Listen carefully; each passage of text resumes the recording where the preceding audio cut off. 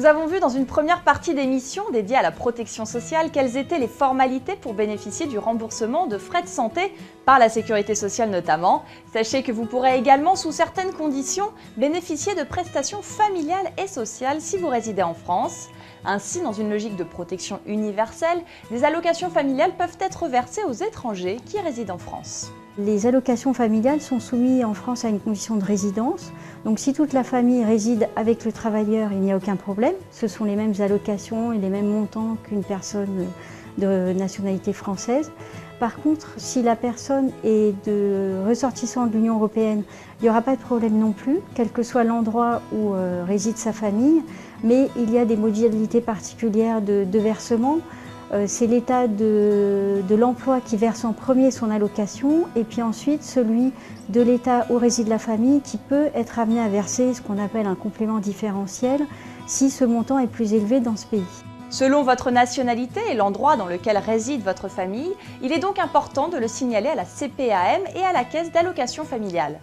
Concernant vos droits à la retraite, sachez que tout étranger qui travaille en France est tenu de cotiser au régime d'assurance vieillesse, mais comme pour la complémentaire santé, on peut choisir de cotiser davantage pour sa retraite. Nous avons un système base sécurité sociale, puis des complémentaires Agir-Carco qui sont obligatoires et déjà de bon niveau.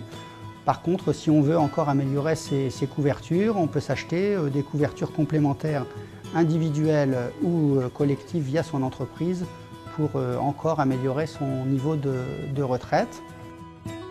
Pour les ressortissants de l'Union européenne qui auraient beaucoup voyagé durant leur carrière professionnelle, sachez que le calcul de leur retraite n'en sera pas pour autant affecté.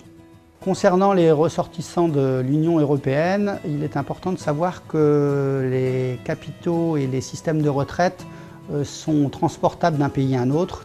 En fait, on calcule une pension en totalisation proratisation et qui permet aux personnes qui ont une carrière dans différents États de tenir compte d'une carrière globale qu'on rapporte ensuite à la carrière dans chacun des États. Au niveau français, l'ensemble des droits qui vont être constitués au niveau de la retraite, une fois qu'ils ont été demandés et calculés, sont exportés dans tous les pays, quelle que soit la résidence de la personne et quelle que soit sa nationalité. Pour les étrangers non ressortissants de la communauté européenne, il faudra se référer à la convention bilatérale qui lie son pays à la France. C'est cette convention bilatérale qui permettra de voir exactement dans quelle mesure les sommes cotisées en France pourront être utilisées plus tard au moment de la retraite, lorsque l'étranger prendra sa retraite dans un pays autre que la France.